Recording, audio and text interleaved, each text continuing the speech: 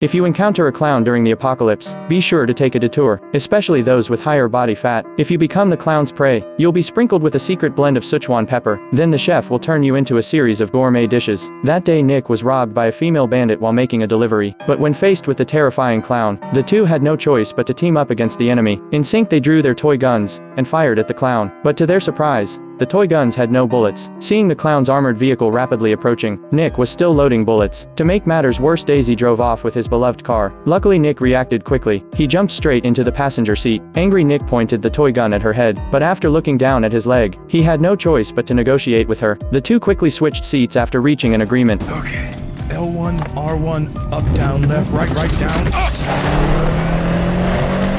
Just as Nick was feeling proud of his driving skills, the clown had already caught up with them, then fired a rocket at them.